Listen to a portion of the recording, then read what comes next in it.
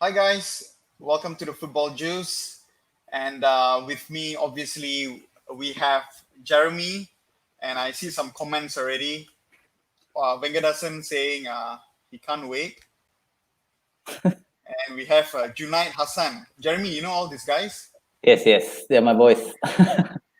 your boys, and yeah, he's some of them saying OMG as well. Oh my gosh, and all that. That's all Okay, unnecessary, but okay.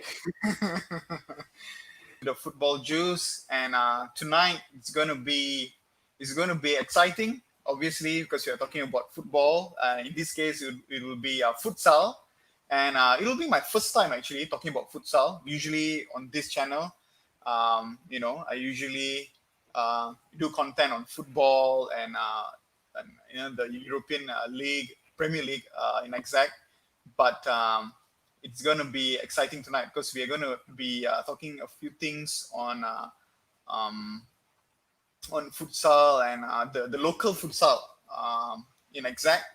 And Jeremy, you are a player coach, right? Why don't you tell us like what are the other things that we don't know about yourself? Maybe you can share your Okay, training yeah. and yeah. Okay, so good evening, everybody. My name is Jeremy. For those who do not know, uh, I'm by profession a coach, right? Futsal coach. I've been playing the sport for about, I would say, 12, 13 years, maybe.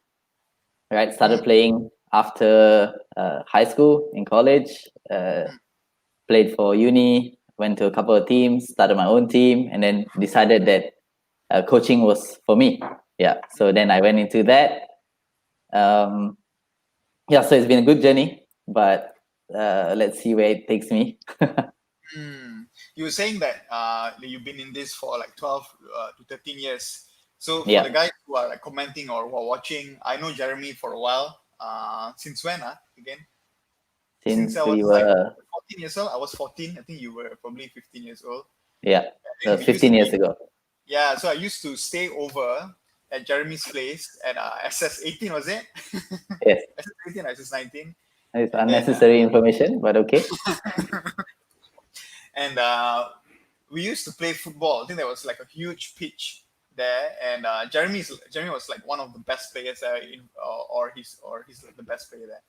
Um, so since then, I always knew that Jeremy is going to be like one of those guys who will shine in futsal, not just futsal but also football. But today, to see him as a coach, it's really something exceptional. It's something that I would love to, I would love to hear more from him. And what, why futsal, Jeremy, and not football? So initially, when I first started, I was not a futsal or football player. I picked up other sports like squash. Squash was my main sport, and then Oh yeah. basketball, and then it was futsal. Right. So I was playing squash competitively, and then to me it got boring, and then I went more into futsal. It was just down the road from my house. I was Yeah. playing for fun. Never really made the school team or anything, but it was something that I did with my older brothers. So they used to take me when I was a lot younger and play with Mm, people who were 9, 10 years ahead of me. mm, mm, mm, So mm. basically, you're going there to get wrecked and then come back home. But it was, Really? yeah, but it was a sport that I enjoyed thoroughly either way. And it was one way that I could get out of the house without my parents complaining because I'm out with my brothers. They can't say anything. Yeah, So that your was one of brothers the, played football as well. Yeah, I remember that your brothers yeah, played football, yeah. right? So there's two of them, Jason and Joel. The second one uh, was one of the, actually both of them used to take me out quite often for games. But they were both very heavily involved in, but both stopped playing quite early on. One was due to injury, one was a career decision, I think. Yeah, Yeah, yeah, they saw it more as a social kind of yeah. I mean, activity, yeah. like Also, most people. yeah. I think that's the thing that one of the things that we also want to talk about is like how futsal has become like a hobby, like like an interest where you can just go to a court, you bring the futsal ball, and you just start playing. Yeah, Instead of like football, you need to gather the amount of players, and you got to make sure like everybody is you can play for a certain amount of time. Especially if the pitch is big, right? You need like the amount of players, and you need to get them on the pitch, and you need to just get it going and stuff like that. Yeah, so Yeah, it's of course it's yeah, easier to organize a futsal game compared to a football game purely based on numbers, right? You just need 10 people. Or if you don't want to go to a court, you can go outside your house and have a 3-on-3. Easy enough, right? But yeah, for yeah, football, you need. But right now, football's kind of booming, even in Malaysia, because of the social scene, right? There are yeah. like unlimited amount of pitches that are being used and fully booked throughout the year for Yeah, not football. just the standard size one, right? You can also find the smaller pitch Yeah, ones, yeah. So like the five, like main eight size, aside. yeah, 5-a-side, 7-a-side, 9-a-side. Yeah, yeah. Good stuff, man. Like, I want to just give a few shout outs to our viewers, obviously. So we have Junaid Hassan. What's up, man? He said I'm his best player. One off, definitely. One of the best player. Awesome. Oh, where does he play? Where does Junaid play? Everywhere. Everywhere. No, he's Okay. yeah, he's one of my assistant coaches as well. Yeah, Wow. so yeah. We have So Ashwin. We have Ashwin Ashwin. Sivakumar. Yes. The moment we have Yes. all been waiting for. And yes, the moment that I've been waiting for as well. And I'm so happy to have Jeremy on the channel with me. We have Krishwer. Krishwer saying, no, he said like we know him better. Because when I was saying that If you I know know me, him something, yeah, sometimes, yeah. Then he said like so he goes on to it's say fine, it's fine. jokes. They, Sam they, Junior. they all mean well. What did Sam Junior say? Shout out. Oh yes, okay, yes. I'm supposed to do a shout out to Sam Junior. Thank you for all that you've done for me as a player. Yes, this was a previously agreed upon arrangement. Really? Yes. Okay, okay. Then we have who else we have here? So you guys on the comment section, and those who are watching, please, you can just hit the comment box, write, give your opinion. So you have any questions Question. in regards to questions in regards to what we are talking about. We will just choose, and who knows, we will just answer all of your questions. But remember that tonight is all about Futsal. It's not yeah, about me. It's about futsal. yeah. So Yes. anyway, we were talking about how football is definitely even like before this whole life, right? Like Jeremy, you were trying to prepare like what are the talking points for tonight and all Yeah. that. So we were talking about how football has become like one of the if not the most popular sport in the world. And Yeah. would you say the same for Malaysia? Like, is it the most popular sport in Malaysia? Yeah, I think definitely in Malaysia, football is probably the most popular sport. By a mile, I would say so. I don't know anyone. I mean, maybe that's my circle, but in general, I would think that most viewers do tune into football. Those who don't even play football watch football.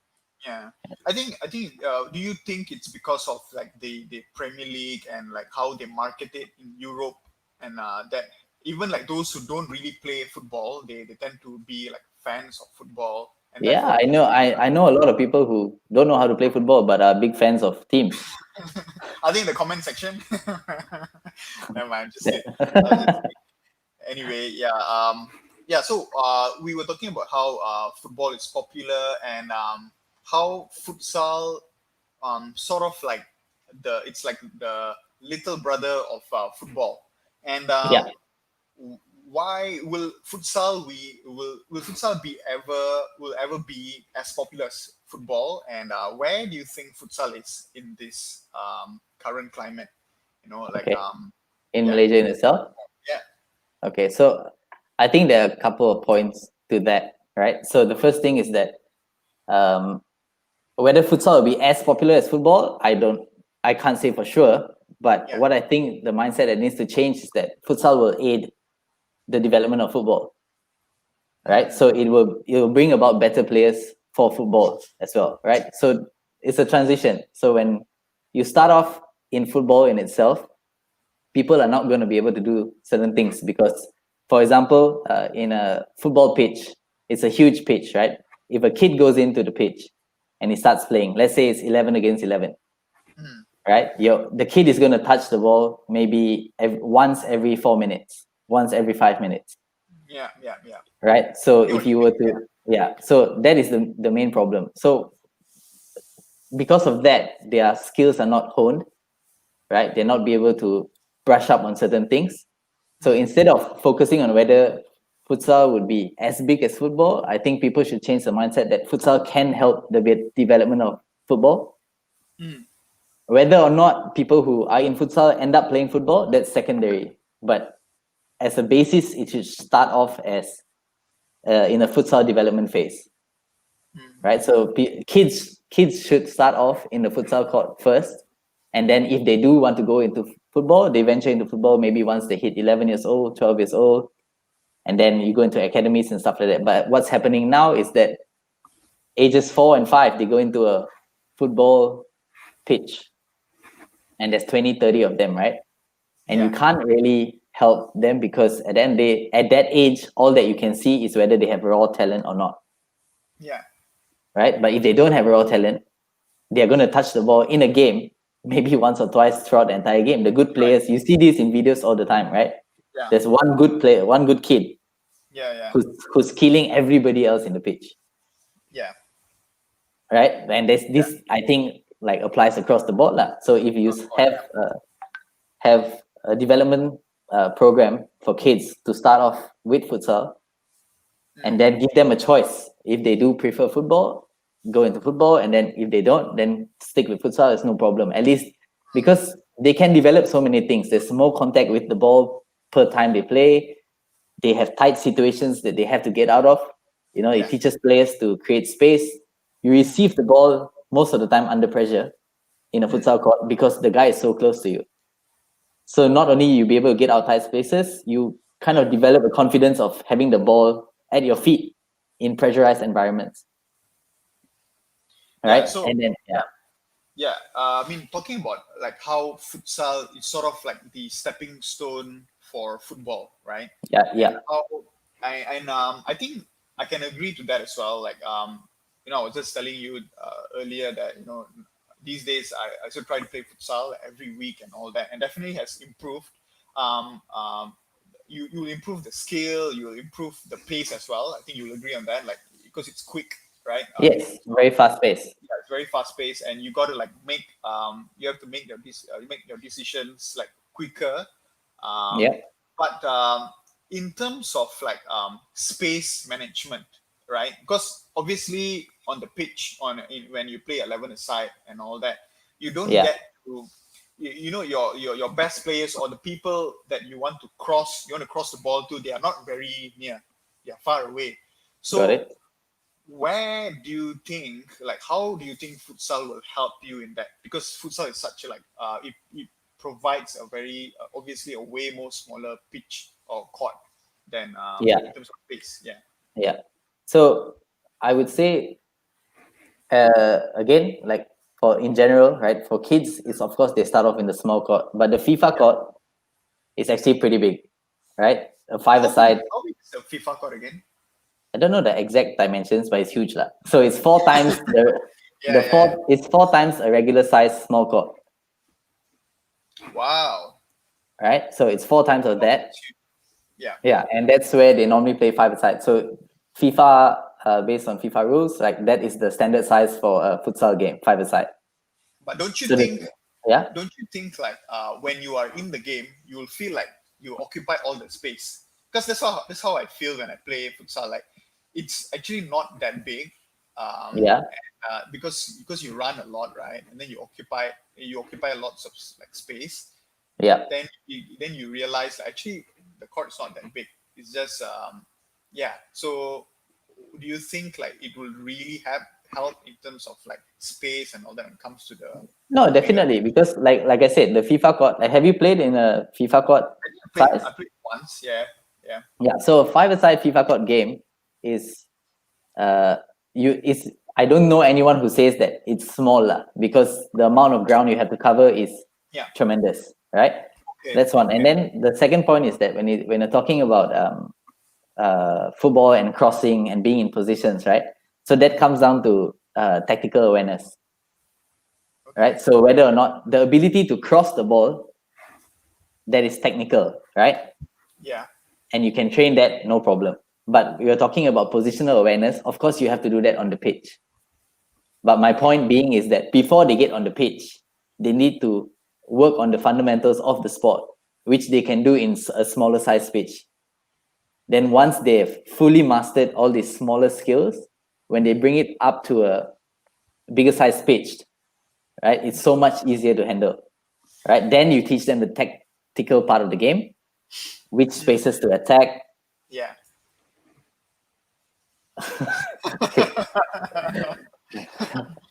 No, go on. Yeah, Go on. which spaces to attack, where they should be, off ball movement, all these kind of things is the tactical awareness that they can learn after, I believe personally, after they've learned the fundamental stuff.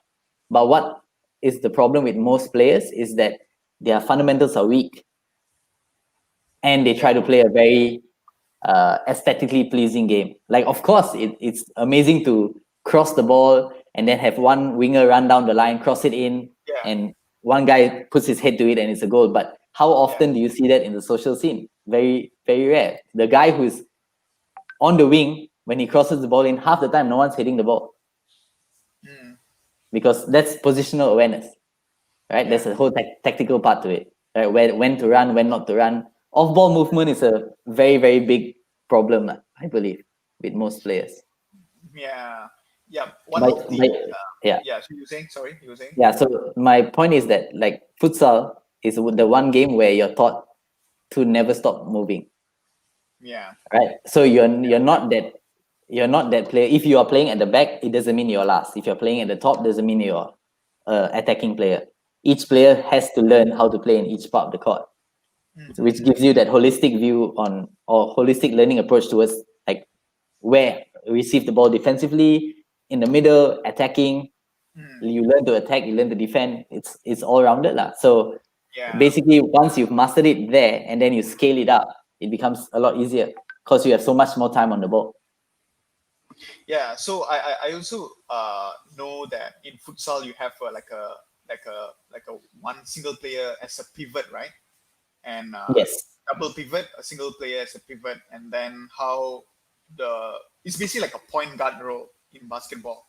In that sense. So the pivot's role is basically a target man. It's the same as a football's target man, right? So there are different types of target men. You have some who are incredibly strong.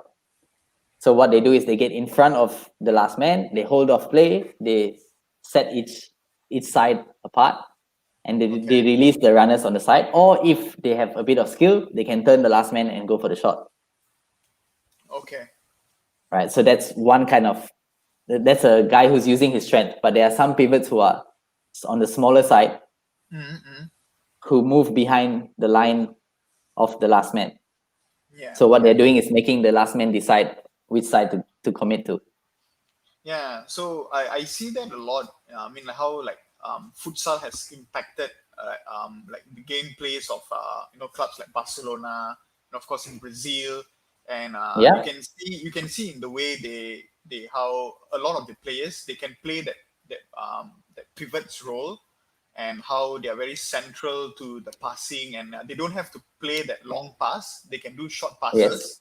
And I mean, people would say it's tiki taka and all that, but all that diamond formation, that is basically a futsal game. Futsal, right? Yeah. So and in just right smack in the middle of the pitch, you see like a diamond and all that is something that you always see in futsal as well. So I always wonder, like can futsal be the foundation of a football game?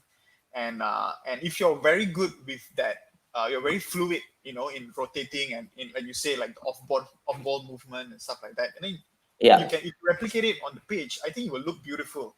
Like so I see it in like Barcelona, I see it in Ajax. like they play. So it's very disciplined, very clean football. In terms of skill, maybe there's one or two people they try to do like some flicks and turns and all that. But in just terms of Neymar, but yeah, yeah, yeah, or Ronaldinho, in his peak yeah, of yeah. his prime, Okay, yeah. fair enough. But in terms of passing and to make sure your passing, the accuracy of your passing, although it's ground ball, the Yeah, accuracy of your passing to break the line and stuff like that, it's just impeccable. Like it's really impressive to see, like to see them play the kind of game on the pitch. So I do, yeah. I think um, I think futsal should be marketed that way, right? Like it can yes, be it should foundation. be a foundation for football. Yeah, I agree. Yeah, so I think we should. As a coach, right? Um, I think that's one way. I feel like we could sort of like reintroduce. I'm not sure what the other how like the other futsal guys, how do they introduce that to their grassroots? But I think as a coach, do you think that will be like a refresher, Yeah, organic, that and is that is essentially why I started the academy. So I have academy, Far Post Academy. okay, This is not marketing. Okay, I'm just stating facts. it's Right. all right. It's all right if you don't want to market it. No problem. Yeah. So um, the idea was to teach kids the fundamentals of futsal. So and then let them decide if they want to go into football or futsal. That's up to them, their parents, and the things they want to pursue. But from the get go, it was the idea of that futsal will help them in if they decide to pursue a football career, right? So that was the idea where we started, and as of now, it's going well. But of course, right now with the pandemic, there's nothing much we can do about uh, Yeah, coaching.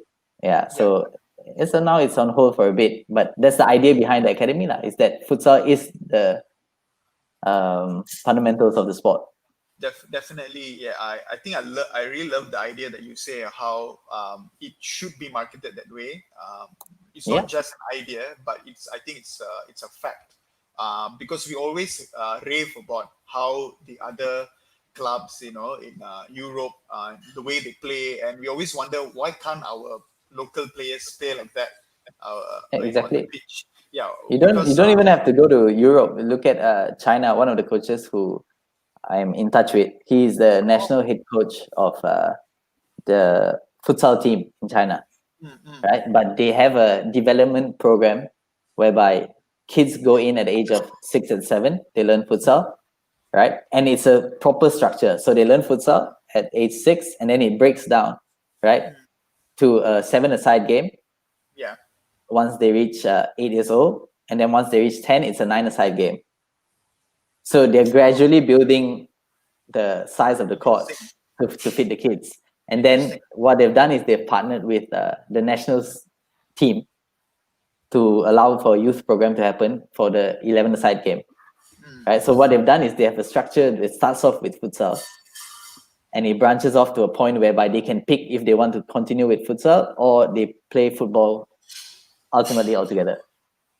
That I think is a proper wow. structure. So you teach them everything they need to know, and Wow. then because some players, like I get it, like some players are meant to play football, some players are meant to play futsal. I believe that to be so, lah, Mm, mm, right? So there are some players who are exceptionally Junaid. There are some people who are exceptionally good, yeah. right? With the ball at their feet, right? Yeah. Their ability is beating players one on one, Yeah.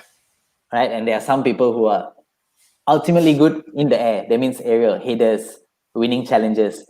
Those kind of players, like winning challenges, headers, they might not be utilized as much in a futsal court. So, based on your own ability, you should know, and your own instincts, you should kind of know what you want to do in what sport. Like by the end of the day, what I'm trying to say is the basics is exactly the same, Yeah.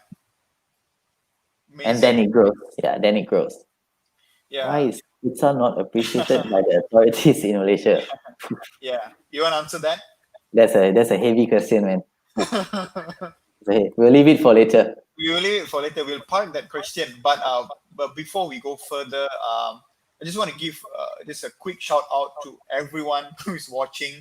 I think I think you guys sort of like broke the viewers record that I have on my channel. Usually I have an average of like 15 people viewing the streams that I do, but tonight we have about 25 people.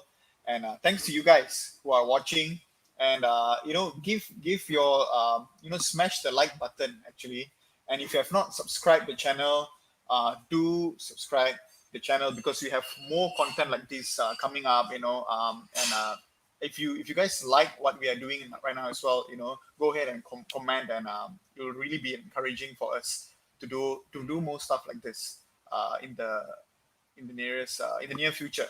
Yeah. So we have some questions actually, besides Junaid ones, the one that Junaid has posted. Um, I think I will just highlight another one. It's not a funny one though. This one sounds a bit serious. What sort of attribute we can gain for futsal? Okay. Okay, this is one of the players who should know the answer. I actually coach him, so he should know. Wow. So first of all, it's the attributes you can gain from futsal. It teaches you to create space and get out of tight situations. Right, that's the first thing. The second thing it does is like when you receive the ball under pressure. I mentioned this earlier, right? It gives you that confidence of being able to hold the ball in pressurized environments, Yeah. right? Thus, giving you the ability to make quick, effective decisions because of the naturally occurring one-on-one situations with your opponent, right? And then the last thing is because it hones the skills for better ball retention because there's a threat of an immediate counter attack if you lose the ball. Yeah, so those are the basic attributes I think you can get from futsal, besides the fundamentals, which is ball control, passing, that kind of stuff. How do you I have like a follow-up question to that. Like, how do you increase your futsal slash football IQ? Um, Oh, like that's a heavy question, man. yeah, I mean, I always listen to how people always talk about IQ, football IQ, and you also mentioned like not everybody have it. Not everybody have an IQ for football and the kind of vision, and like as a striker, when you go forward, you don't always have to shoot, but we are being programmed to go at a certain, like you are in the final third, and then you take a shot, then everyone, the fans will be like screaming like, hey, take a shot, shoot and all that. But Yeah, I know people who have like a higher football IQ, they will sort of like know like it's not always about shooting, it's also about making the assist, right? Making the assist, and yeah. making that, to be aware like, hey, I don't have to shoot now, maybe I can take my time. So how do you develop football IQ or futsal IQ? Is it only by experience? A big part of it is experience. A big, Okay. big part of it. Right. So like the more you play, of course, there are some people who play 100 games and still remain like low IQ. Right. That's because of the choices they make themselves. They go into the game thinking that, oh, I want to score. So when you go into a game with that mentality, it doesn't matter what you think or what the IQ is, because all they think about whatever position they're in, they get the ball, they want to go. Right? They're not looking at the timing of the run, they're not looking at the weight of the ball, all these kind of things. They're not looking at where the defender is at, where the keeper is at. So many different factors that come into play when it comes to the Yeah. IQ, right? But that's the main problem, right? But if you get, other than experience, one thing that you can do is watch a lot of games, videos, and also you can train football IQ. There is a way to train, but you must have a guy who can train you. I'm that guy. But that's one I of the like things. that. I like that. Yeah. No, because I'm a big guy who believes, I'm very big on believing in like football IQ. I really believes that, Wow. like, yeah, it's very important. Like you can train a guy to run faster, be stronger, Yeah. but he just refuses to think. There's like really nothing much you can do about it unless it's different. If it's like if you're in a professional team and the guy's getting paid to play, then you bench him, then he has to listen to you. But if you're managing a social team and that's the players that you have to work with, what choice do you have? Yeah. Yeah. Yeah, definitely. I think we are slowly moving into the topic of coaching, right? And Yes. why why did you choose to become a futsal coach? So the main reason was when I was in college, right? So I started off playing for Inti. Yes, Inti, and I was I remember captaining the that. squad. Yeah, I was captaining the squad there, and we, of course, like every other college, they say we have no funds for sports, so we cannot hire a coach. So I took it upon myself to basically learn how to coach. Of course, I made a lot of mistakes, but that's when I started learning how to coach. So I got the team together, played a few games, did a few drills. I would try the drills out by myself, like in the park down the road. This was when I was like 20, 21 maybe. Okay. And then I would try to replicate those drills with the boys. And then after a while, I started to like coaching, but I was still doing it like as a hobby, more rather than as a career, I would say. And Okay. then after a while, I got called up from a few different schools to head up their futsal team. This was at age maybe 23, 24. And that's when I started to I can actually make a living out of this, make it my career. And I loved what I do. I didn't mind doing it for free. The fact that I could be paid for doing it, I was like, this is amazing. It's the best thing. That, yes, that's more of the indie boys who, Shout out to them. yeah, who initially didn't want to play with me, but it's all good now. Yeah, I mean, But yeah, you were saying something about mistakes as a coach or something yes. like that. Or what were the mistakes? So initially, one of the biggest mistakes I had was like I expected everyone to have the same level of understanding that I did. So when I say something, I expected it to happen in the game. But Okay. that's when I learned the hardest truth, which was that if you don't train, it's not going to happen. So it's hours and hours of training the court. The few boys that I have the best chemistry with are the people I played with the most. There's no two ways about it, because the pure fact that I played with them every single day, like twice, sometimes three times even, because of that chemistry and that training that we put into practice. Because of that, the chemistry was developed. So that was one thing that I learned that you have to build it and you really have to train. My mistake was that I expected them to understand. That was my first mistake. Second mistake is that I was too nice. Yeah, I think yeah, I would think that as well because I know that some of the people or some of the players that you coach are also your close friends, Yeah, and yeah. how do you breach that? How do you create that fine line between like I'm your coach and right now I'm your So friend? Yeah, how do you do that? that was tough, right? So initially, like I said, I thought that everyone thinks the way I think, Okay, right? So I assume in a perfect world, right? In a perfect world, of course, that would be it'll ideally, be yeah, ideally it'll be perfect, right? That means yeah, on the court they see me as a coach, off the court we're friends, no problem. But of course, not everyone's the same, and I completely understand that. So there were a few times which I had to address the whole issue of like training seriously on the court. We are not friends. Like, of course, I do joke around wow, sometimes. On the court, we are still friends, but it's not to that level of like, oh, you come and when I say something, it should be done. Like. I don't believe in a military style of training.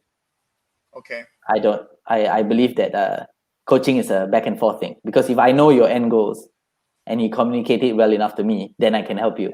If I just be like authoritative and tell you what to do, it doesn't benefit you in the long run. My goals might be achieved, but your goals as a player will not be. yeah. I think one of the things that that I know, I mean, like since I've known you for a while, it's like you're super friendly as well. But I think you take your craft really seriously. Yeah, So yeah, when I mean, this is where like passion and all that they come into play, and I'm pretty sure like the people that you or the players that you manage or coach, they see that passion in you, and yeah, And do you think that friendship helps? Like, do you feel like you need to be friends with that person first, then you become the coach? Yeah, you become No, their coach, so or you need to be their coach first. it's a bit of both. Like I started off as the guy who knows them through futsal. All the boys who I'm close to with, Okay, okay, it's I get them to know through futsal and then we become friends. Right. So that's some people say like as a coach you cannot be too close to your friends, too close to your players. yeah, But I don't believe so. Like. I believe if they are able to understand and respect that authority on the court, you can be very close to them. It's not a problem. But the respect has to go both ways. So in my yeah, head, I don't think it's a big problem. But yeah. like I said, the problems with most players is not the it's not because of being close lah. It's that some of them take it as a hobby, as a pastime, Hmm. Okay, right? So if you have a group of let's say 15 players and 10 of them are serious about the game, 5 just come to sweat. okay. Okay, so when you have this dynamic, Hmm. the 5 who just come to sweat and run around and have a good time are not going to put in the same effort. Yeah, So as a whole, the team will suffer because not everyone is in it 150%. That being said, if you're a social team, no problem because at the end of the day, your expectations are okay, I just want to play for fun. yeah, But a lot of players don't want to play, hate it when they lose. yeah. They hate it when they lose. But then in training, it's, oh, let's have a good time. This is the problem. So that is when I realized that the nice guy approach doesn't really work. So when I see that there's a dynamic of some are serious, some are not, and the team's goal is that they want to be serious, then sometimes the players have to go. Yeah. So we definitely know that. I mean, obviously, you are coaching a team called One United FC. I'm pretty Yes. sure, like, some of your players are also from the same team they are watching right now, Yeah. and yeah, and I know for a fact that they're all good players, and they're all very talented. But when it comes to um, I mean, like personally myself, when I was like playing with good players all around me, um, I don't consider myself as a good player. However, like these days, because I've been playing more regularly, obviously you become more experienced and you'll be more familiar with the ball and all that, and you realize, like, in those days, when you play with good players, when you were not really good, those players, they will not pass the ball to you, obviously, because you are not good, right? Yeah. But these days, because I guess they kind of know how I play, and they are familiar with me, and also that trust, right? They're built, right, and then so they can pass the ball to me and all that. So, but in a team, right, when a good player is not having a good day, right? It's like his bad Yes. day, right? How do you manage players like this? Like, do you like it's not scoring goals, it's not doing the right movements, not the right off ball movements, and how do you react or respond to performances like that? Do you bench them in the midst of the game, Okay. Yeah. or do you let them play and debrief with them, and how Okay. do you usually So manage? so the main question is that what happens when a good player isn't performing, Yeah, right?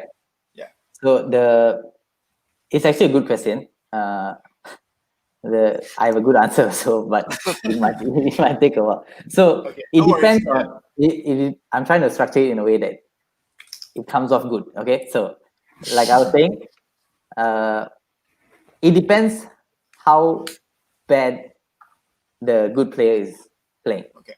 Okay, so let's say player A is this amazing player, all Hmm. right, and then Okay. he's not playing well. He's doing very badly. So the choice is whether do I take him off or let him stay on.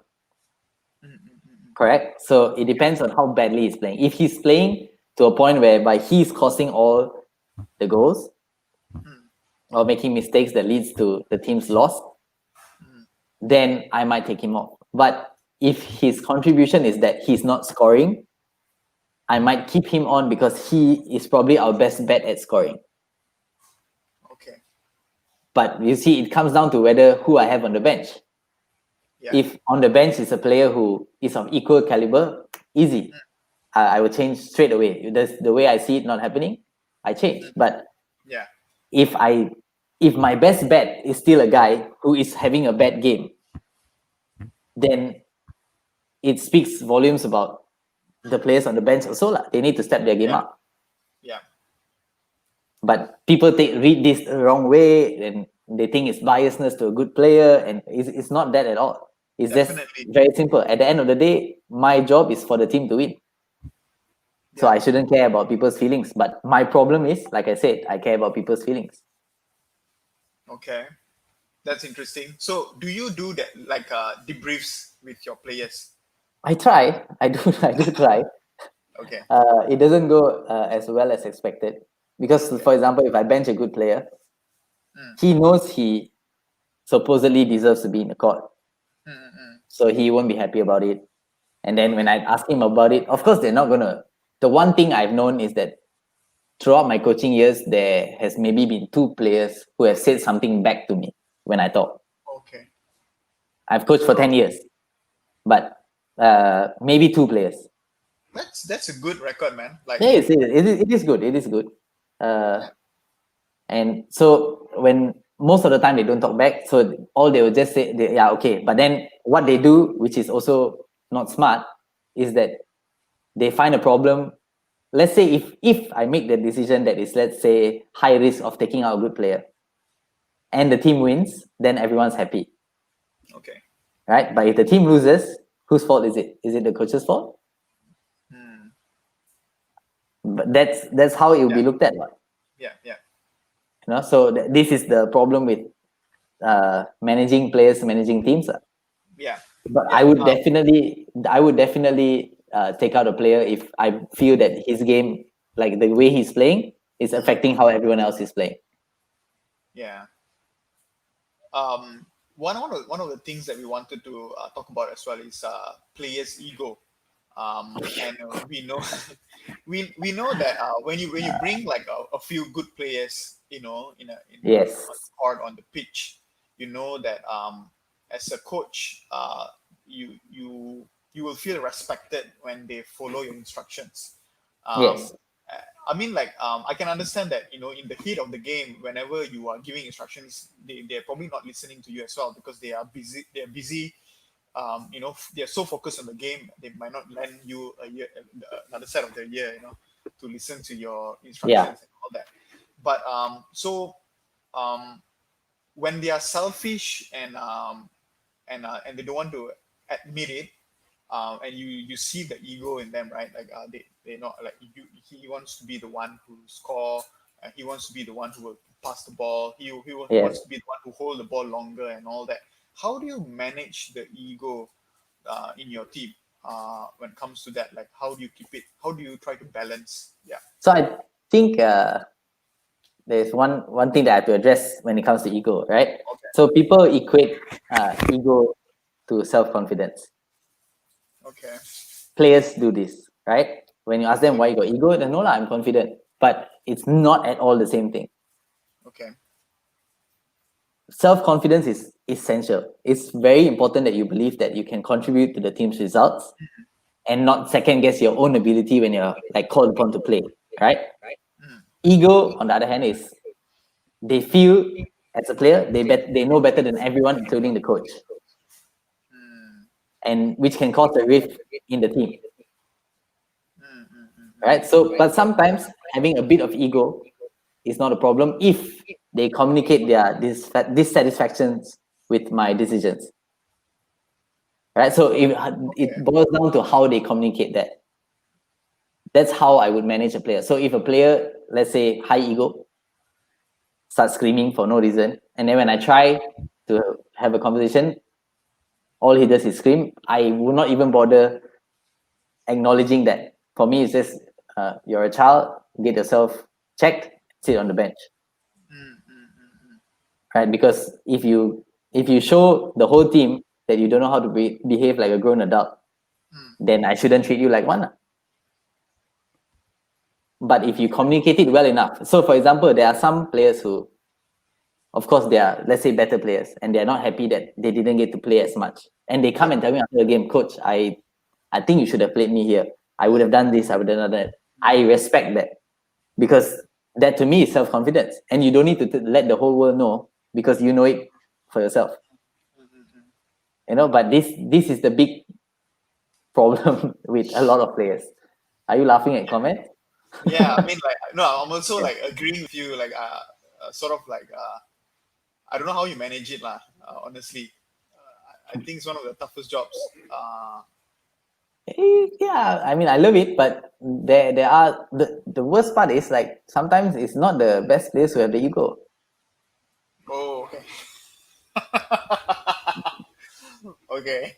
Then you're just like, okay, so like my next course of action is like, do I hurt their feelings, or do I just keep quiet and be like, okay, sorry, next game I will try and play you? At some Which, point, you probably need to hurt your feelings, lah. Right? yes, but so I weigh the impact of that before I do it. Okay. Most of the time when I'm caught in that decision, Mm. my my reaction is, let's say they get angry at me, my reaction is not to get angry back lah. My reaction is to explain and be like, oh, okay, so I'm taking whatever they're saying. Mm. Right? So yeah, sure. And then I most of the time apologize, because at the end of the day, because I understand you want to play. I appreciate that fact, you want to contribute. I get it. But like, at the same time, most of the time, what I do is I just keep quiet and nod. And if you show me better in training, then maybe it changes my mind. If not, it's going to be the same reaction you're going to get from me the next game and the game after that. Yeah. The same thing. Yeah. Do you have players who do badly in training, but they're so good when it comes to the live match? Yes. How do you manage that? That is a tough one, because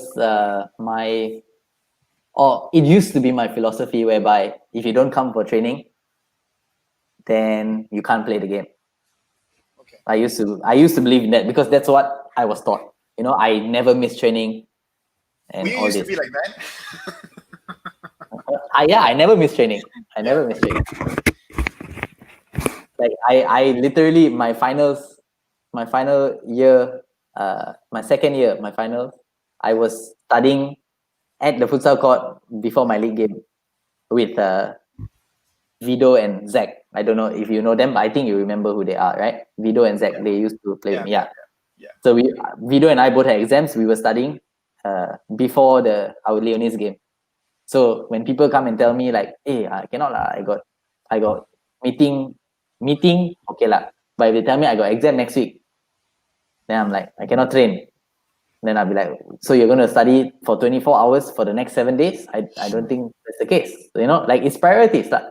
Yeah. But like I said, it comes down to what the team's goals are. And managing the player who is good in training, or bad in training and good, it comes down to I've learned it comes to one very simple thing. If in the game, I will still let both players play. But if that guy is exceptional, right, I will let him play even though he hasn't come for training, unless someone on the bench is better than him.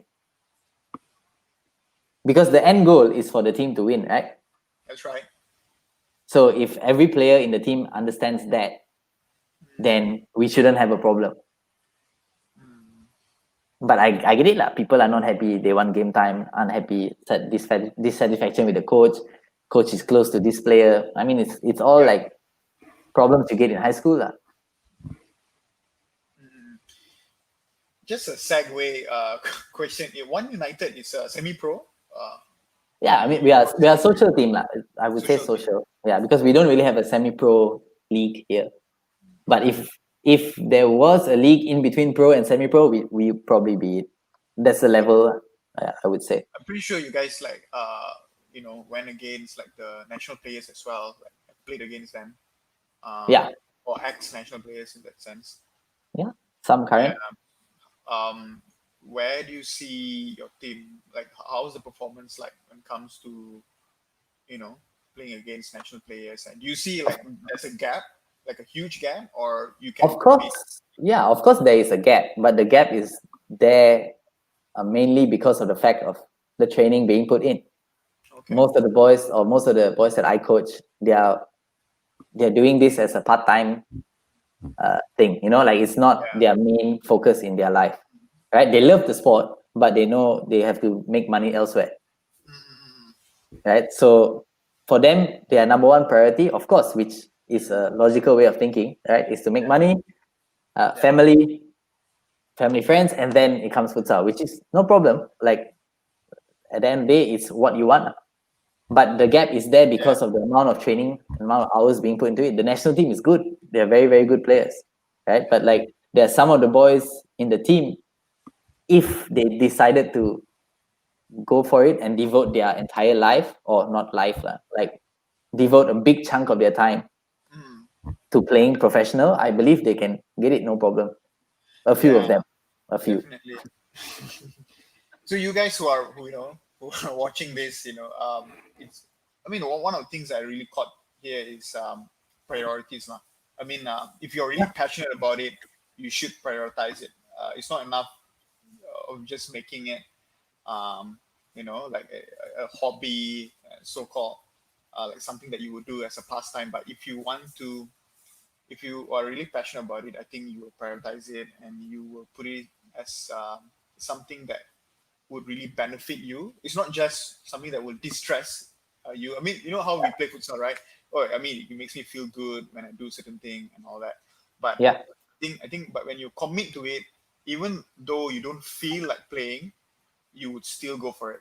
You would still for play. sure. You would still, because it's your passion, it's your priority. You Yeah. you will you make time for it and all that. So in that topic, in that area of discussion, right? Sharon has mentioned something. I mean, it's a great question actually. He's a Straight. great footballer. He's a centre Yeah. back, net player. Wow. Shout out to you. Shout out to all of you. Actually, I believe that all of you, you guys play football or play futsal, and I'm glad that you are actively participating in this live discussion. That's Um, one way to put it. and some of the things they're saying are all jokes, but it's Okay. just it's a delight. So yeah, which trait do you prefer, talent or hard work? You have to pick one. I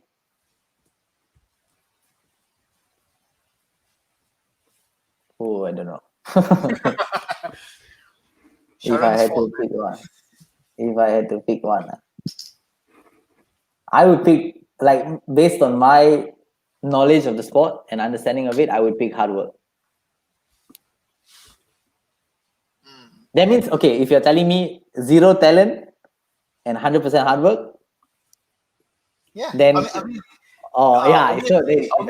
obviously, it's not zero talent, okay. but if I can you work with like 50% talent, no problem. okay. Venkadesan, I hope that answered your question, man, Sharon. Yeah, I hope he's satisfied. But Venkadesan says, can we get a shout out for breaking your viewers record?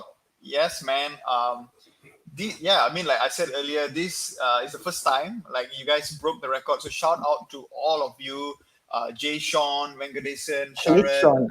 yeah, uh, Okay. Josh Lee, Junaid, Darman, who else? This, I hope I pronounce your name right, but I think some of you use your display name, username. Avinash, what is RBFT? You. Yuson Fo, Son. Right. Yuson, Yeah. Rishan Kumar, who else? I'm just scrolling up. This one. Why are you asking? Mandip Singh. Mandip Singh. Yeah, Mandip Singh. Just giving a shout out to all of you.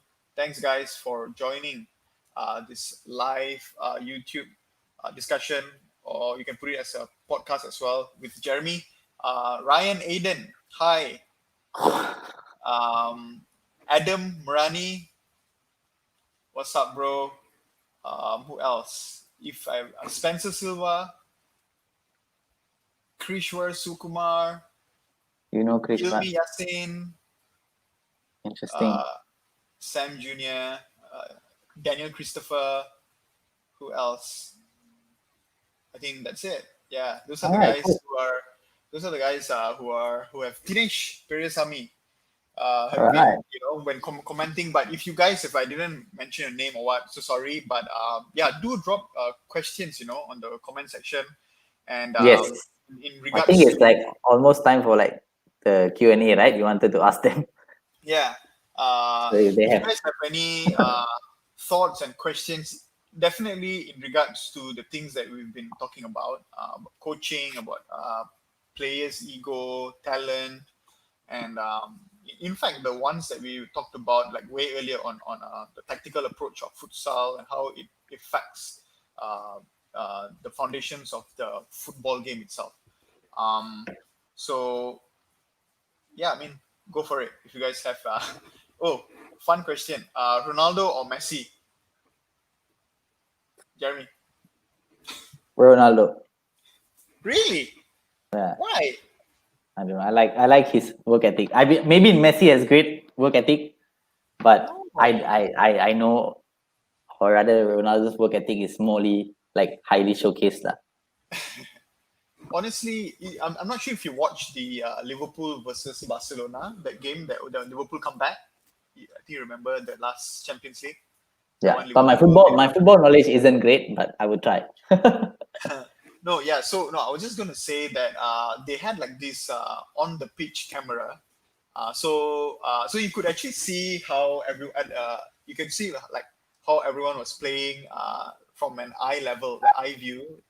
So you could see like how Liverpool was playing like in front of you, and Messi how he was doing his off ball movement and all that. But one thing I observed is like Messi, he does not actually move. He's just there in his position. He waits for the ball, um, and he's just waiting for the ball. But when he But gets it's the hard. ball, Yeah, it's a different story. yeah. Uh, I mean, he knows he yeah, doesn't have to. He has to do his job lah. It's a positional thing, what? Like for me, when you say Ronaldo or Messi, I believe they are on equal level lah. really It's just interesting, yeah, interesting. different kinds of players. Yeah. If you talk about talent, then probably Messi is a lot more talented lah on the ball. But Ronaldo is a lot more hardworking. But that's the generic statements that people make. But I don't know personally. I wouldn't be able to pick between the two. But I just like Ronaldo's work ethic and his like approach towards the game. Yeah, definitely. I mean, we don't know much about Messi as well, like what he does in training. But in terms of the game itself, you can see his like like we were talking about the football IQ. His football IQ is mad. Yeah, Like yeah, yeah, I mean like I would, in comparison to Ronaldo, he's more direct. Ronaldo is more direct. He gets the ball, he shoots, he wants to score. yeah. It's a Um, different. He's a machine lah. Ronaldo yeah, is a machine. yeah. For Messi, I think he tries to play make and all that. Yeah. But yeah, for me, I can't pick between the two. But if I choose, I choose my own personal favorite lah. But Cristiano Ronaldo. You guys are talking about Cristiano Ronaldo, right? I hope yeah, it's yeah, not anyone definitely else. not. No, no, no, not the other guy. Yeah. One of Master Noob. I don't know who is he. Master Noob says, uh, Master Noob. yeah, I think it's just their display name or Ayo, username. He says, கடவுளே. Coach, you are the best. Nirmalan here, by the way. Okay, Yeah, thank I you. agree. First, I would agree change, on that change, as well. change your username, but I um, appreciate it. Timothy Lee says, Messi is definitely over Ronaldo. Yeah. Yeah, So yeah. I to mean, each it's his not. own. Yeah. So I'm yeah, you to, guys I'm have not offended by the fact that people like Messi lah. I'm not. yeah. He's a crazy player. I wouldn't pick between the two, but it's not an argument that I have gone in depth with to have an opinion. Darman says if you're going to talk the talk, you have to walk the walk. Wow. Correct. That is very, very true. That applies to most players. Yeah. I think one of the things that I noticed also, like I mean the players that you manage, I reckon that they really respect you. I would hope What's so. that? Yeah, I mean, like I could see that at least on social media. Obviously now I'm in Brunei. I don't get to see this in person, but I reckon that they really respect you. Did you take a long time uh, to gain To that gain that, respect? Yeah. I guess like if you do something long enough, right, and you're persistent at it, people kind of they see your passion. They see the reason that you're doing what you're doing is not just for the namesake of it lah. I've coached. Like I don't see the level of players. You know what I mean? Like I've coached players who are not good, players who are great. It's not if they see my passion before anything else. So I think because of that, the respect has developed. Of course, when it comes down to player management, the minute I put them on the bench, then like I wouldn't count that as respect. I would count that as just unhappy lah. But I can't do anything about that. Yeah. But I've tried a few games where because I play as well, right? Yeah. Yeah. But so there was a point in time where there was that thought that by if I don't play, it'll be easier because I'm trying to dictate play, Yeah. right? Because I'm the coach. I understand that logic completely, right?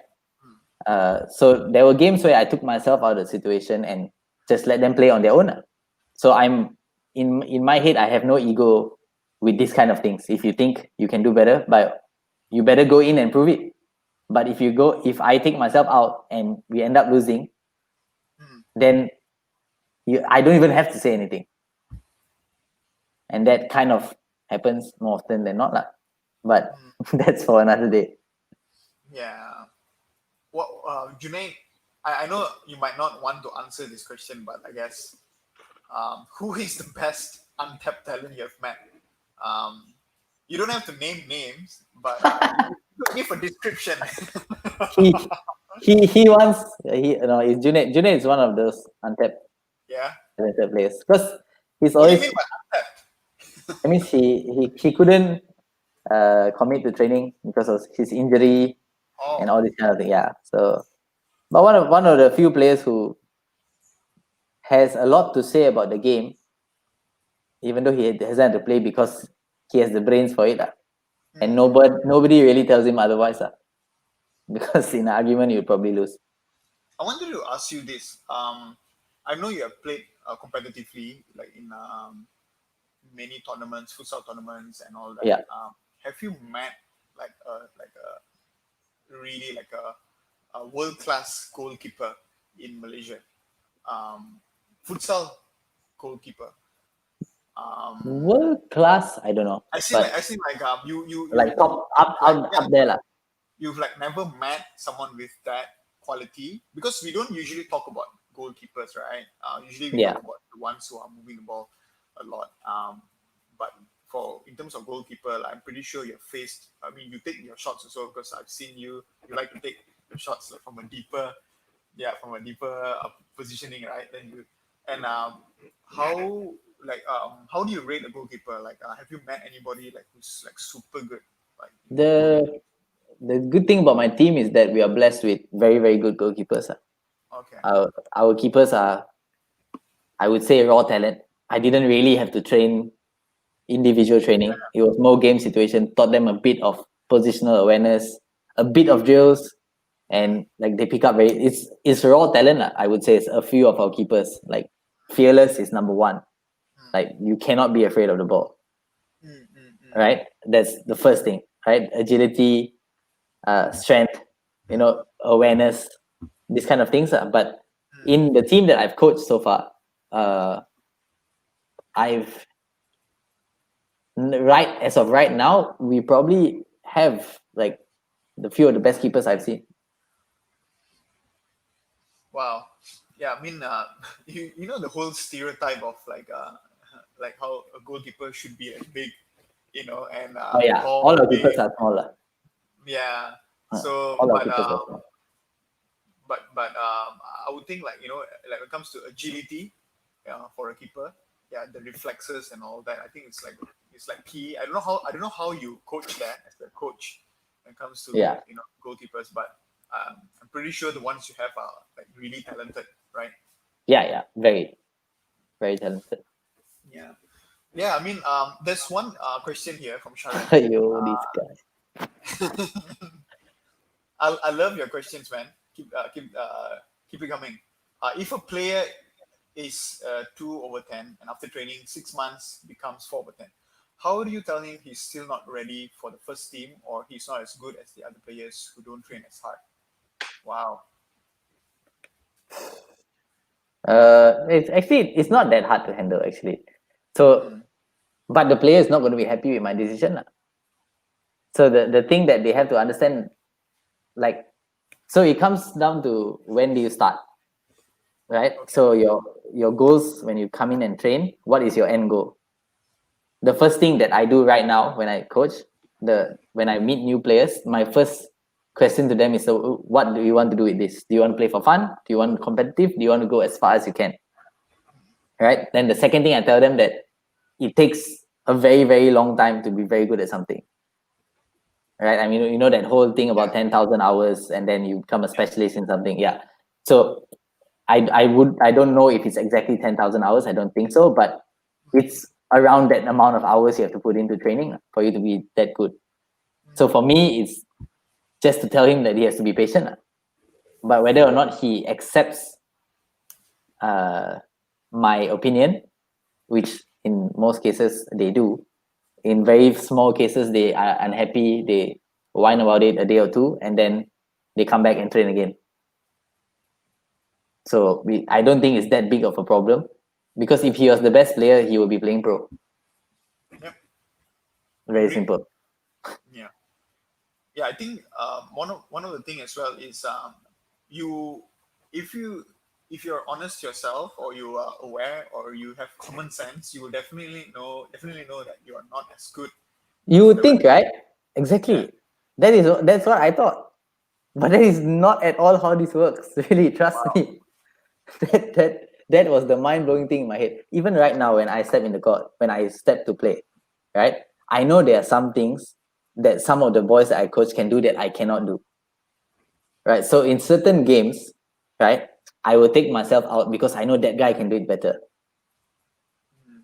And to me, it's because I'm self-aware to know that, okay, maybe we need this for this game, or maybe this guy is just better than me for this game, and I'm okay with that. But you'd be surprised, 80, not even 80, maybe 90%, 80 to 90% of the players don't know how to actually, don't know how good they are, right? They're not self-aware at all. So like, for example, they think they're of a certain level, Mm, and then I don't play them, and then they have a problem with the fact that, hey, I should be playing, but they cannot see that everyone else in the court is better than them.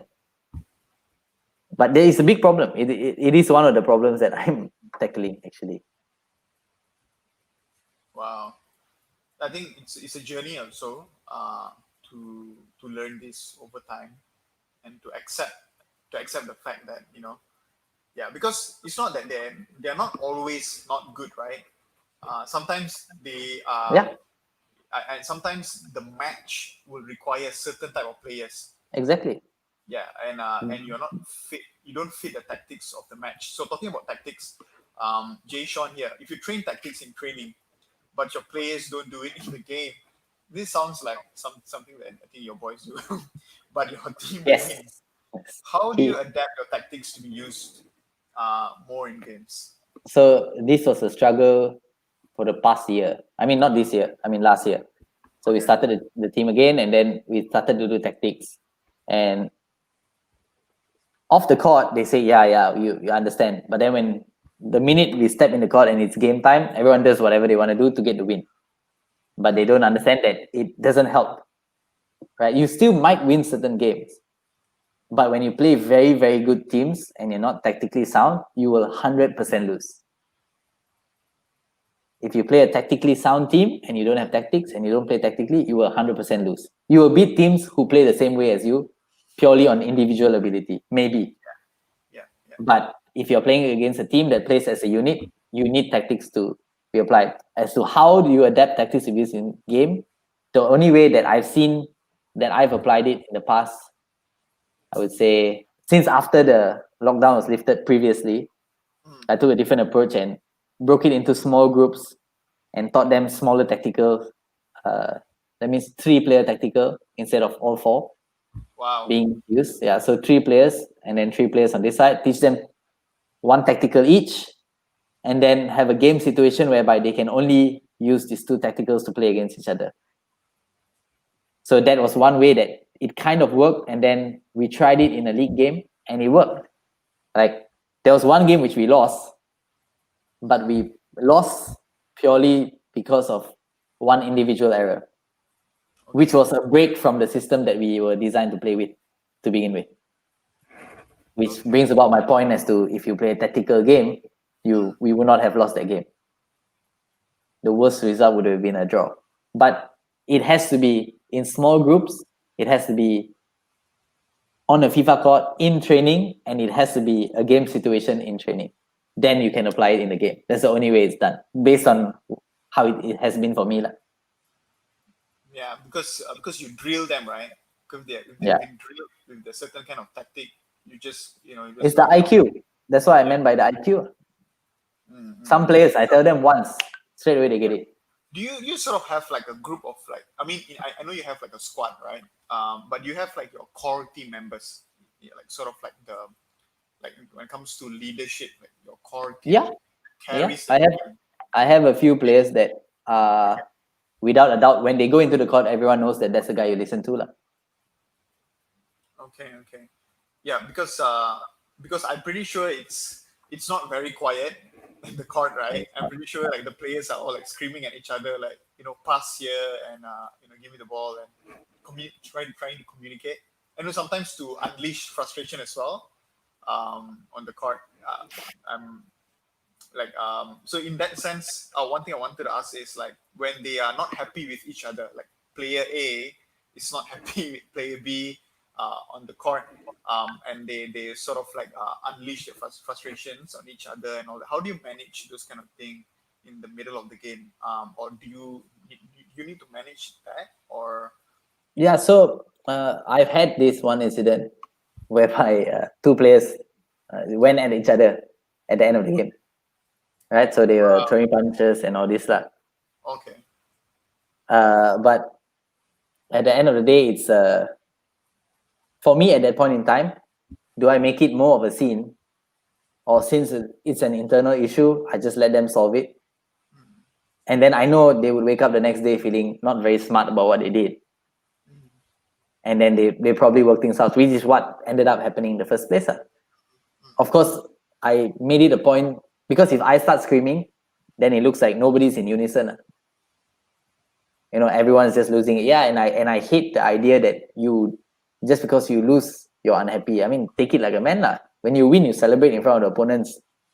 You don't see them sulking. They just, of course, there are some exceptions to the rule. They provoke you and all this. But what I'm saying is that if you lose and it's purely on your own fault, just take it. It's fine. Come back stronger. That's the mentality players should have, not be a 5-year-old kid and like cry about it. Like I don't see the point in that lah. Yeah, I mean, even when we are playing like for fun, you could feel the tension between players. Like why didn't you do that pass, or why didn't you make that move, or this kind of things. But you're right.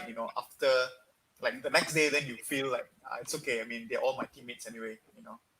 Yeah. We work as a team and stuff. So that's the thing lah. Managing, essentially what it is being able to manage. The problem is not when 2 average players have a problem, because everyone will just ask about it and will keep quiet. Because who are you to open your mouth? The problem starts is when your 2 best players have a problem. That's when you get, okay, you need to play both of them.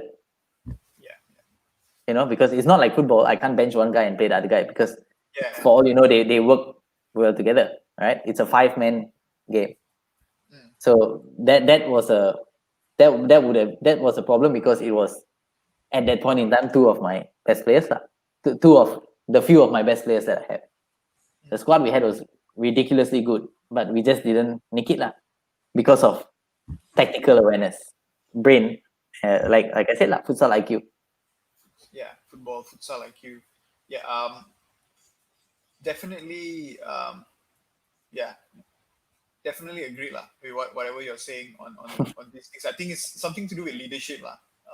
Being a coach, you're not just a football person in their lives, but you are a leader, right? So when you And manage them, in times a therapist, but yeah, therapies. Sometimes they have personal issues also, like relationship issues. They yeah, come and yeah. vent to you, and you're like, Not just, there are a lot of issues, but like the thing, the reason why most of the time is, like they see the coach as the guy who's like, oh, so strict, oh, like military style, and I don't follow this. It's because like I want them to kind of follow the example, right? You very rarely see me lose my head. Like no matter what anyone says in the team, I will listen to your opinion. Whether or not I follow it is whether it's for the best of the team or not. So you have to kind of lead by example. That's why I very rarely like lose my head or shout at the player or that kind of thing. It has to come from there. If they see you doing that, mm-hmm. then you can hope that they will mirror somewhat. I don't expect them to be exactly like me. I get it. Some people are confrontational. Some people like the idea that they are all that, no problem. But if they see the guy who owns the team, just be quiet about it, and then just continue to play the game. Because essentially what it is, we're playing a sport. What do we want? We want to win. Everything else should be just noise, right? Yeah. Everything else should not matter. Who's the best player shouldn't matter. Who's the worst player shouldn't matter. Right? As long as we win, so everyone should have one common goal. Yeah. So if they follow, that is how I view the team. So that's why I allow like basically a lot of players to join and train with us together, because they don't have a platform to play and they come and learn the sport here. And then where else can they learn if they don't play? If you are a good player, how did you become good? By playing with good players. When you started off, you were not good. But when playing with good players, you became good. Right? So it's the same level. It's the same flow that will happen to the next guy who is not good. So you just have to be like willing to teach, even as a player. But yeah, sometimes winning gets the upper hand. the wanting to win, which is necessary in a team. But like I said, there's always a balance that's required. Yeah, definitely. I wanted to ask you this question, but one of the viewers here, Darwin Raj Vasandan, he said, "What do you think is the next step for you as a futsal coach?" Still, there's still a lot to do. Basically, like I want to be able to grow an academy that's big enough, maybe even go into the football scene. Who knows? I don't know, but of course I'm more focused into futsal. As of now, the big things are coaching teams, building basically a platform and also a business for myself. Yeah. Yeah, so I think this is just a banter. One of your talking about Ashwin becoming an NPFL player. Ashwin is one of the most hardworking players. How long do you think he will take to become an MPFL player? He won't take long, but he has to stop running and cooking popcorn. But Ashes, he's a very good player, really. By the way, Yeah, I think I've he's seen him on Instagram somewhere. Yeah. yes, for sure. But he's one of the guys who's friends with everybody, so for sure you've seen him. But the thing is, his priorities. He's a dentist, starting to be a dentist. Okay. So you don't have the time, right? And he wants to have 1,000 friends. Yeah. So you won't have the time.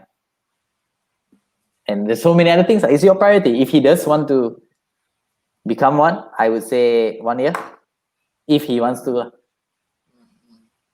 But he's a footballer by heart. Amazing. You guys, if you have not subscribed to the YouTube channel, if you have not, followed or subscribed, please do hit the subscribe button. we would love to bring you more content like this. If you are liking this, this is the channel that you're supposed to be following. And I don't say that just because actually, yeah, I say that because it's my channel. But yeah, I mean, like, it's really cool to see you guys giving the support, and of course, supporting Jeremy because he's on this channel as well, sharing his Yeah. views, opinions, and shout out to you, Jeremy, for coming, for giving your for giving your time, this 1 hour plus just to be on the channel. And I know you just started this whole movement, your creative movement, right, on designs Oh, and yeah, it's a all clothing line that for athletes. Yeah. clothing line, right? Why don't you, Yeah. do a plug right now and share a bit on that? Yeah. So what I've done is, so like I said, I think most of them already know this, right? So it's I used to be the guy. I think you know this, Chonil, that I wore jerseys everywhere, Yeah. right? So wherever it was a sense of identity and all this. But so I realized that you couldn't wear those jerseys everywhere for certain occasions, and I wanted to Yeah. basically create a lifestyle and put a platform, put a like a what's the word for it? To basically highlight Mm. the sport of futsal in a lifestyle sense, because it's all like to get people viewing, to get people on board with what they're doing. You kind of have to do what's in, so what we've done is we've gathered certain individuals to help us with this, and then what we've done is we've gotten designs, we've gotten a bit of a lifestyle movement that kind of intertwines with futsal. So it's basically representing the sport in every area of our lives. So that's the idea behind it. The execution is kind of on the way, but that's what we started off. We started off doing, because I want people to be able to. There are a lot of futsal players who are good, and who need to be heard, and this is one of the ways we're going to do that. Yeah, I like the idea of how you fuse like, street sort of like lifestyle kind of vibe with Yeah, with sports or athleticism, in that sense. So I like the fusion, and I know that if I were to, like, get one of your like shirts and all that. you better get one. Yeah. Why do you like ship, or do you For you, do I will, Jonil. For you, I will. I would do a plug, man. I will wear it and then invite you again and talk about the things again. Do you Sounds would you guys perfect. like would you guys like if I invite Jeremy again? On the show? You better say yes. But anyway, yeah, it's such a joy, man. Yeah, man. Thank you so much for having me. Yeah, I think we sort of like covered quite a number of things on Yeah, for our session. a And bit more one than we last question. intended. Yeah. Okay. One last question. By Yes. Mahadevan. For you, Mahadevan. what a He question. said, "Is Sharan Raj MPFL worthy with his great height and physique?" MPFL worthy is a bit of a stretch. Uh, he's one player lah. He's a player that's one of a kind lah, I would say. Right. So the great height and physique.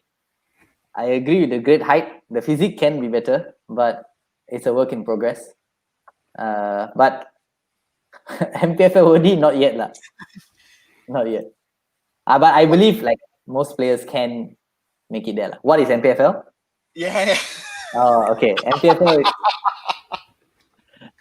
MPFL is basically our futsal league. When I was playing was LFK, Liga Felda Kebangsaan, right? So last time I used to tell you, going for LFK tryouts. Yeah. So now it's MPFL because it finally turned pro. So it's now Malaysian Premier Futsal League. So that's the name for it now. It's just turned professional lah. Yeah, I mean, how about the Harian Metro and all that? I think they used to do. That's just one day tournaments, that kind of stuff lah. Okay. That used to be quite like a big one, right? Like, Yeah, but that's like I've changed my vision in terms of like where I want to be at. So I rather focused on the FIFA court, the big leagues, rather than a one day tournament for like you get $1,500, but there's a chance you might break your leg. I don't see the point in that lah. The rules are terrible. The teams are terrible. I don't know. It's that you're playing for the money, but the money is not great. So I don't see the point in that. Yeah. Anyway, it's we will end our Yeah. live session in a few seconds. Is there anything else you want to say, Jeremy, to all your boys who No. are watching, to those who Thank will you. be watching the video as well? Yeah.